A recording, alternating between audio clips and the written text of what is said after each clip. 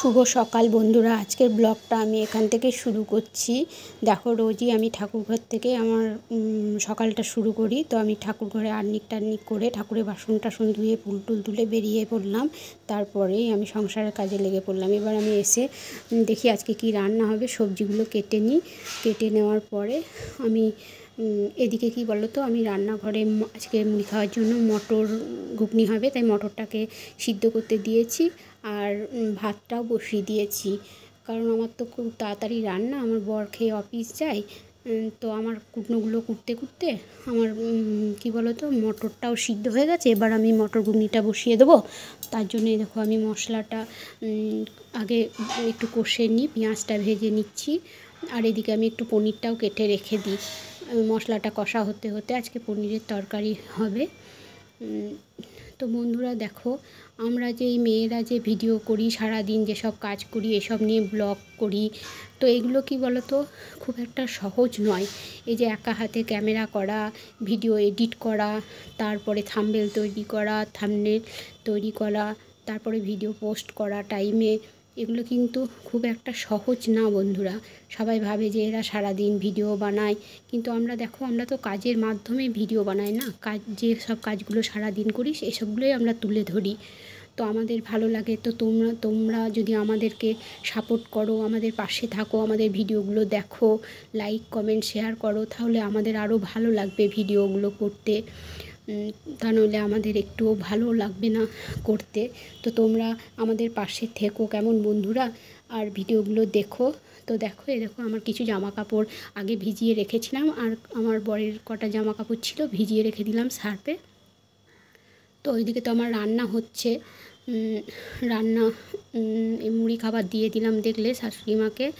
এবার আমি ছেলের জন্য একটু টিফিন করে দেবো। ও রোজ সকালে ব্রেড খায়, ওর জন্য একটু ব্রেড সেঁকে দেবো আর একটা ডিম পোচ করে দেবো।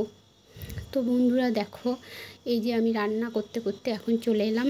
আমাদের এই ঘরে এসি আছে। তো আমাদের এই যে সোফাটাতে দেখছো, রোজই বিছানা করা হয় সোফা কাম বেডটাতে। তাই আমি এটা একটু ঝেড়ে পরিষ্কার করে নিচ্ছি এখন। তো এবার আমি রান্নাঘরে আবার চলে যাব, ছেলেকে খেতে দিয়ে দেবো। আর শাশুড়ি মাকে তো আগেই দিয়ে দিয়েছি খেতে।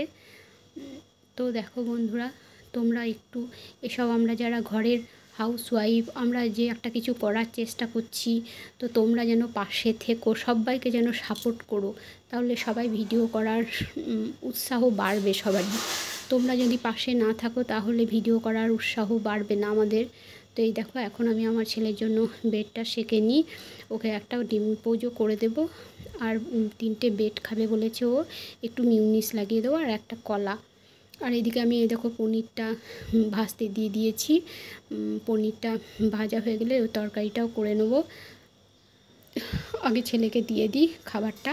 আর এই দেখো দেখো না বন্ধুরা, আমরা কিন্তু এই দিক দিয়ে আমার কাকা শ্বশুরের বাড়িতে আমরা ভালো মন্দ খাবার হলে লেওয়া দেওয়া করি। আমাদের রান্নাঘরের ঘর থেকে আমার কাকা শ্বশুরের ছাদটা একদম কাছাকাছি।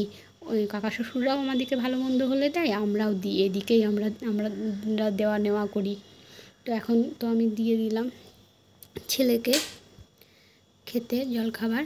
আর এদিকে পনিরের তরকারিটাও বসিয়ে দেবো। পনিরটা ভাজা হয়ে গেছে, একটু মশলাটাও বেটে রেখে দিয়েছি। এর মধ্যে দিয়েছি কি বলো তো, একটু কাজু বাদাম, একটু চারমগজ, পেঁয়াজ, কাঁচা লঙ্কা, টমেটো একটা দিয়ে পেস্ট করে নিয়েছি, আর একটু টক দই। তো এখন পনিরটা ভাজাই ছিল, দিয়ে দিলাম, আর একটু ক্যাপসিকাম আর পেঁয়াজ কুচি দিয়ে দিয়েছি ওর মধ্যে। তো এখন মশলাটা ভালো করে নেড়ে চেড়ে নিয়ে আমি এখন পনিরের তরকারিটা প্রায় আমার হয়ে গেল। আর একটু কী বলো তো, পাস্তা বানিয়ে নিলাম বিকেলে সন্ধ্যের দিকে জলখাবারের জন্য। এখন যা গরম, দুবার করে রান্নাঘরে ঢুকতে পারছি না। তো এখন আমার রান্না কমপ্লিট, আমার বর খেয়ে অফিস চলে গেছে। এখন আমি গ্যাস ট্যাস সমস্ত কিছু মুছে নিয়ে এখন আমি রান্নাঘর থেকে বেরিয়ে যাব। এই যে এগুলো দেখছো, রোজ মুছে নিই, নাহলে বড্ড তেল চিটে বসে। একটু সার্ফ দিয়ে স্কচব্রাইট দিয়ে আগে ঘষে নিয়েছি, তারপর এগুলোকে মুছে নিচ্ছি। আর রান্নাঘরেতে যেন পরিষ্কার পরিচ্ছন্ন রাখলে একদম তেল চিটচিট করে, কারণ সবসময় রান্না হয়। আর এই দেখো, এই কাঁচের ভেতরে আমার যে কোটোবাটাগুলো আছে বলে আমি অনেকটা বেঁচে গেছি, কারণ এগুলোতে তেল চিটটা কম বসে। এই কাঁচের উপরটা আমি রোজ পরিষ্কার করে দিয়ে একবার করে স্কচব্রাইট দিয়ে ঘষে তারপর আমি বাইরের টেবিলটাও একটু মুছে নিলাম, কারণ আমার বর খেয়ে চলে গেছে আর একটু ধুলোও পড়ে যায়, চারিদিকটা একটু মুছে পরিষ্কার করে নিলাম। তো বন্ধুরা আজকের মতো এইটুকুই, পরের ব্লগে আবার তোমাদের সঙ্গে দেখা হবে। তোমরা সবাই সুস্থ থেকো, ভালো থাকো এই কামনা করে আমি আমার ব্লগটা এখানেই শেষ করছি। Tata, bye bye.